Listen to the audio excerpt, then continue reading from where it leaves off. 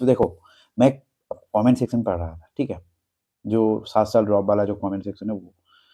तो यार I was just shocked. मैंने देखा कि कुछ बच्चे कमेंट कर रहे हैं कि भैया मुझे एमबीबीएस नहीं मिला तो मैं कुछ कर बैठूँगा या फिर कुछ कर बैठूँगी। मेरा ज़िंदगी क बर्बाद हो जाएगा, मैं खत्म हो जाए भाई, रुक जा, रुक जा, रुक जा। भाई, मैं तेरे को बोलता हूँ एक बात, जो बंदा 7 बार ड्रॉप करा है एक चीज़ के लिए, तो क्या उससे ज़्यादा प्यार करता है उस चीज़ को? नहीं ना। तो सुन मेरी बात, एमबीबीएस ही सब कुछ नहीं होता है भाई ज़िंदगी में। तेरे हाथ में जो है वो देख, तेरे हाथ में जो नहीं है वो मत देख। तेरे हाथ में एमबीबीएस की सीट तेरे कंट्रोल में नहीं है। तेरे कंट्रोल में क्या है? तेरे कंट्रोल में what you are doing now. तू अभी जो कर रहा है वो तेरे कंट्रोल में है।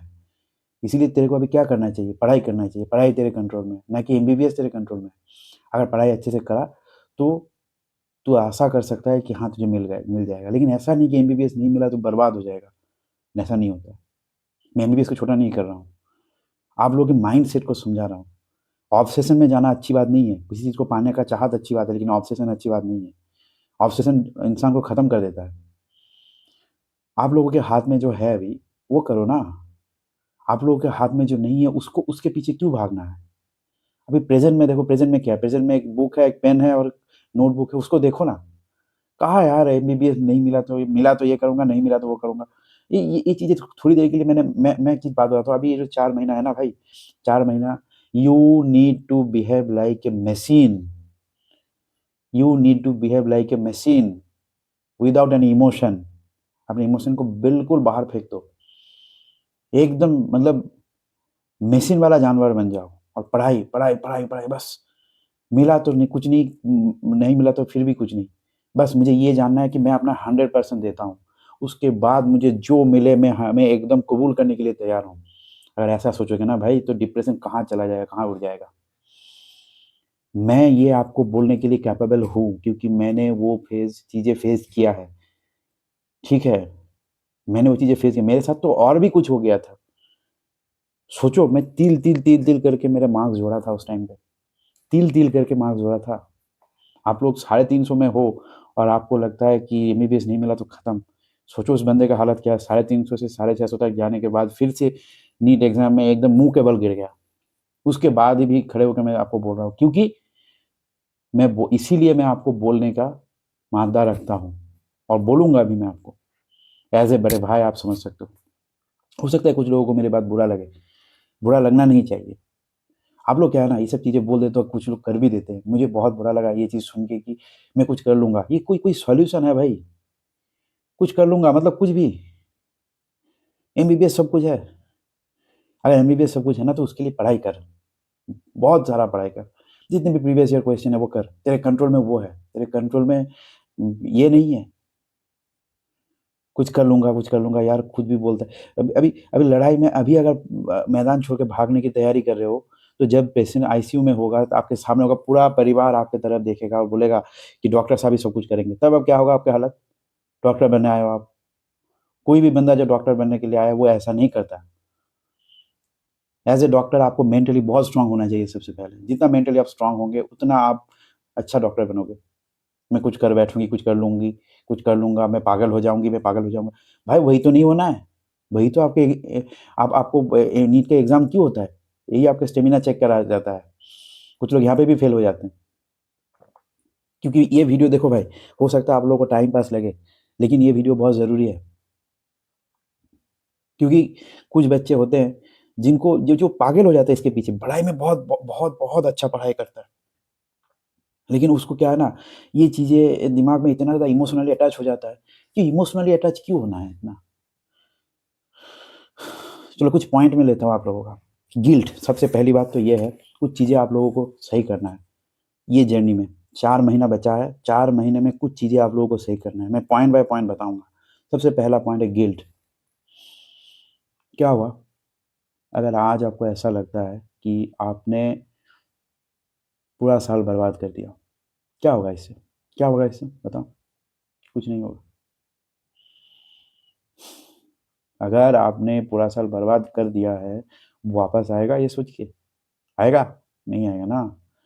मैं हमेशा बोलता हूँ एक बात कि फ्यूचर में ताकि मुझे गिल्ट ना हो, उसके लिए मैं प्रेज़ेंट में जीता हूँ।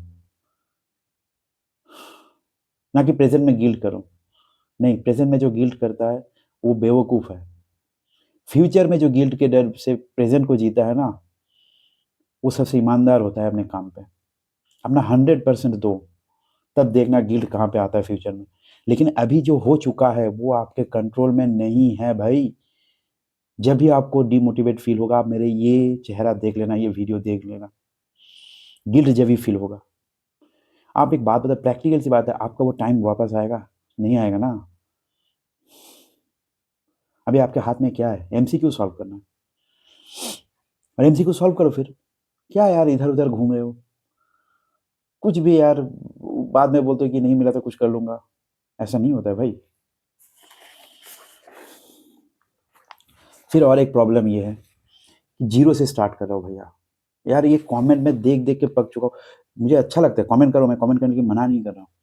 लेकिन एक बात आप लोगों को पूछता हूँ, are you really in zero level? ऐसा हो सकता है, आप नीट के लिए प्रिपेयर कर रहे हो, ज़ीरो लेवल में हो। जब आप इतनी बार खुद को ज़ीरो बोलते हो ना, इससे ज़रूर आप ज़ीरो बन जाओगे। आप ज़ीरो में हो नहीं, लेकिन आप खुद को ज़ीरो, ज़ीरो, ज़ीरो, ज़ीरो बोल के ज़ीरो बोल रहे हो। बोलते हैं मैं ज़ीरो लेवल, मुझे कुछ नहीं आता है। कोचिंग वाले को पूछोगे, कोचिंग वाला आपको क्या बोलेगा पता है? कोचिंग वाला बोलेगा कि आप ज़ीरो लेवल में हो, आप एक काम करो, हमारा नेक्स्ट ईयर का बैच आ रहा है, उसको जॉइन कर लो। या फिर हमारा क्रैश कोर्स आ रहा है, क्रैश कोर्स को जॉइन कर लो। बोला लो, ज़ीरो लेवल वाला सॉल्यूशन दे दिया आपको। भाई सबसे पहले खुद को पहचानो, तुम ज़ीरो लेवल में नहीं हो। बहन तुम ज़ीरो लेवल में नहीं हो।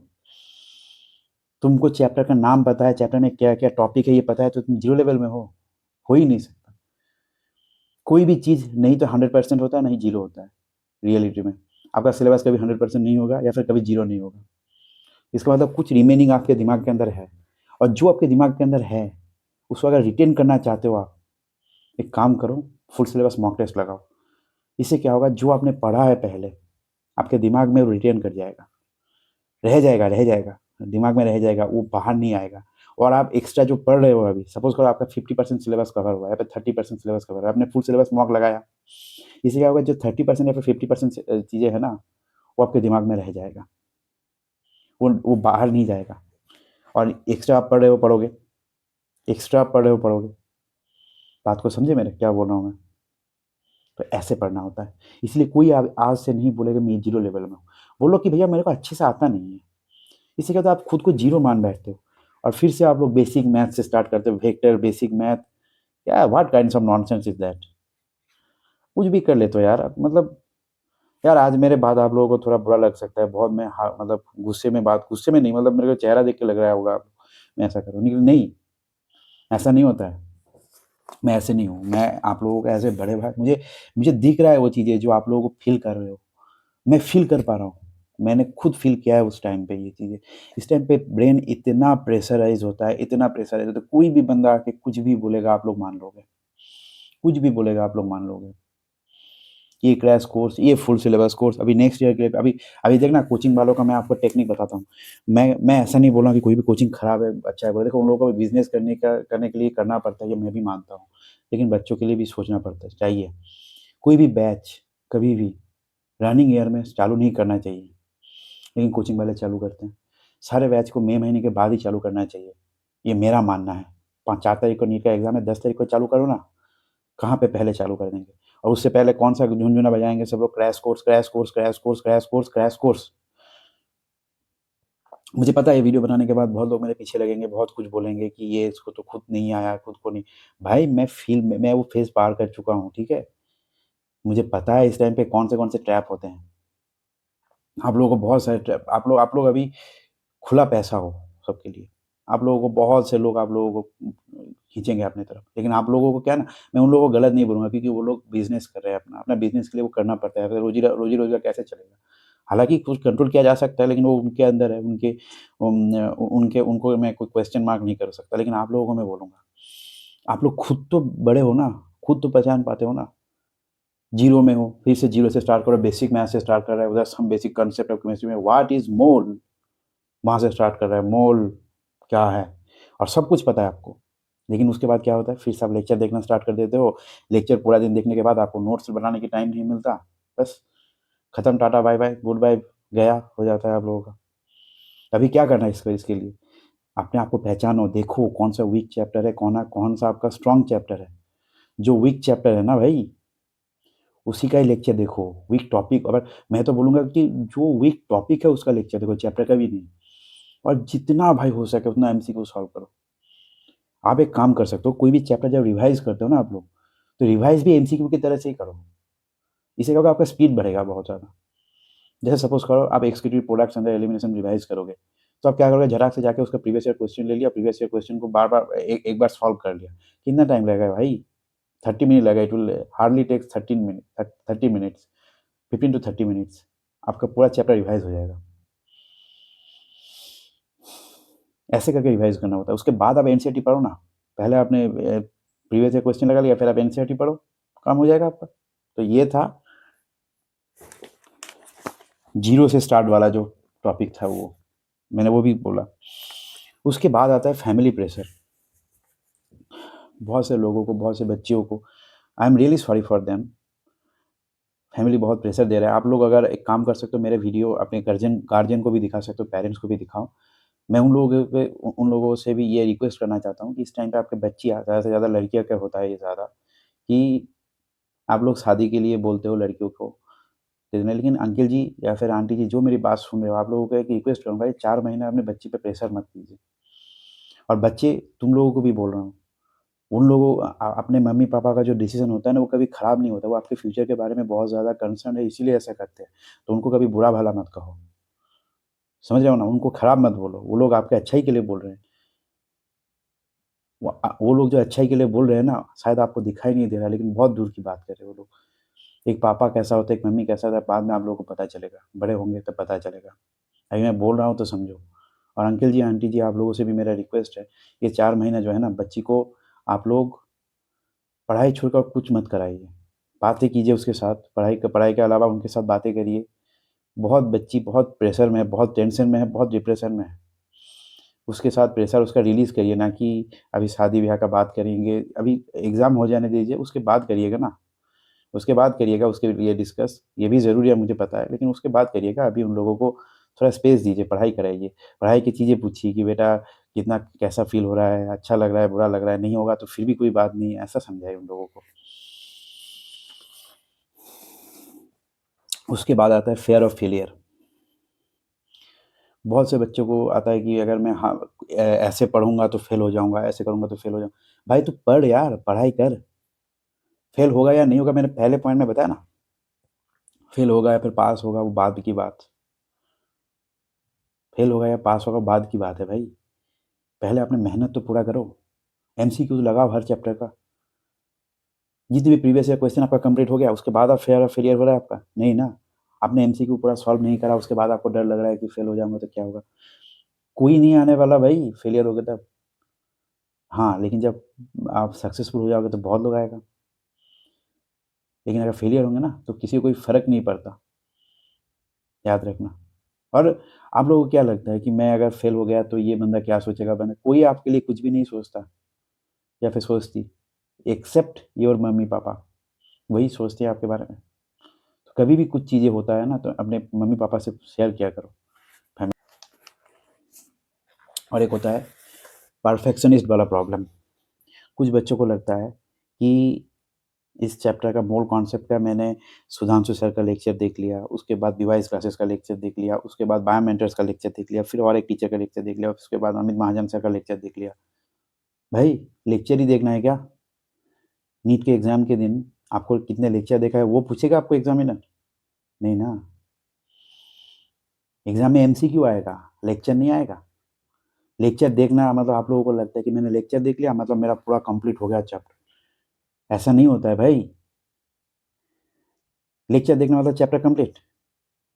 फिर तो यार सब लोग टॉपर हो जाते हैं उसका मतलब। अगर आप, मैं बार-बार बोलता हूँ, एग्ज़ाम्पल देता हूँ, विराट कोहली या फिर के सचिन तेंदुलकर का अगर आप देखो क्रिकेट खेलते तो आपने क्रिकेट खेलना सीख लिया ना? सीख लिया आपने क्रिकेट खेलना। मतलब गज़ब करते हो यार। फिर वैसे ही लेक्चर देख के आप कैसे आप ये जज कर सकते हो कि आपने पूरा चीज़ें सीख लिया। अरे यार, उस लेक्चर को एक बार देखने के बाद आदमी मत देखो, उसके बाद आप रिवाइज़ करो। वो 100% कभी नहीं होता है। परफेक्शन आपका नहीं आएगा कोई भी चैप्टर में। आपको मानना पड़ेगा कि इस चैप्टर में मुझे 30% आता है, इस चैप्टर में मुझे 60% आता है, इस चैप्टर में मुझे 80% आता है, इस चैप्टर में मुझे 90% आता है। इसका मतलब क्या है? जिसमें 30% आता है उसको मेरे को 50% में लेके जाना है।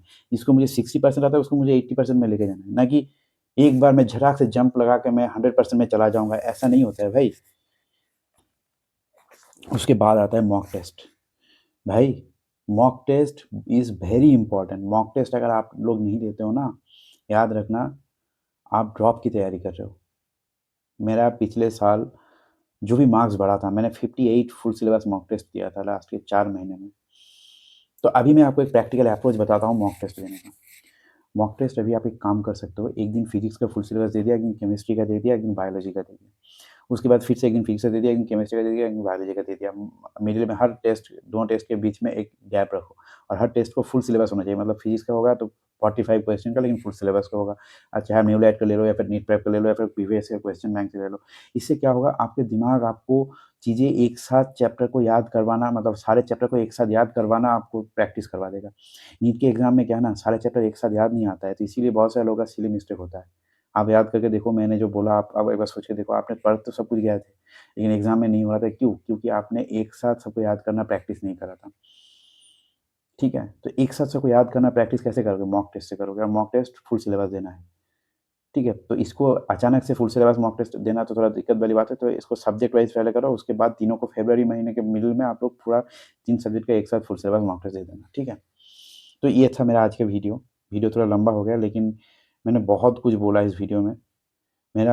मेरा मोटो ये था कि आप लोग सिर्फ़ नीट को क्रैक करना मत सीखो, ज़िंदगी को जीना भी सीखो। और थोड़ा गुस्से गुस्से वाला लग रहा होगा आप लोगों को, लेकिन थोड़ा चाहिए होगा, होता है कभी-कभी बड़े भाई का डाँट। ठीक है? चलो मिलते हैं नेक्स्ट वीडियो में, तब तक के लिए थैंक यू।